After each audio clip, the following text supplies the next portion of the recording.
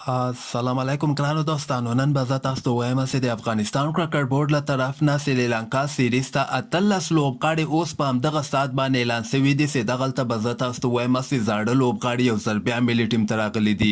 بعضې داسې بیکاره لوبغاړي مخ ایستلي دي چې هېڅ دوی ته ضرورت نه و، یعنې په سفارش او واسطه باندې دوی ملي ټیم کې ځای پیدا کړی ده. دغه لوبغاړي تاسو ته مخامخ ښکاري. په دغه کې حشمت الله شهیدي د رحمان الله ګربز د ابراهیم زدران د ریاض حسن د ریاض حسن خو ښه خبر ده چې دوی اخیستلی ده.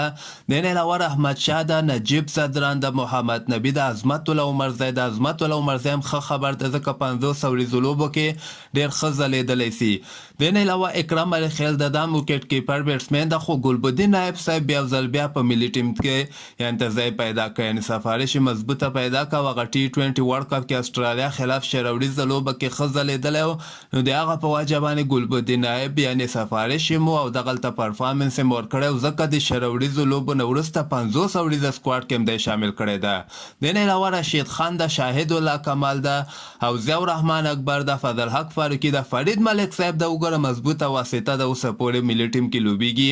حالانکه په T20 ورلډ کپ کې 2 لوبو کې ډېر سخت ټکېدلی و. د نه علاوه یمین احمدزی داسې مسلسل ناکامه کېدلو نه وروسته یو ځل بیا ملي ټیم کې د ته ځای ورکول سوی ده. د نه علاوه نور احمد ده او مجیب زدران ده. دغه 18 لوبغاړي افغانستان کرکټ بورډ اوس لږ ساعت مخکې اعلان کړ، کوم به چې سریلانکا سره 53 ورځو لوبو کې د افغانستان لپاره لوبیږي. خو دلته که موږ وګورو دې کې شک نشته چې نور احمد یا شاهد الله کمال، ریاض حسن، عظمت الله عمرزی، ضیاء الرحمن اکبر دا ښه لوبغاړي هم کرکټ بورډ اعلان کړي. تاسو په نظر باندې دغه لوبغاړي څنګه د خپل نظر هم لاندې ما سره په کمنټ کې شریکولی سئ.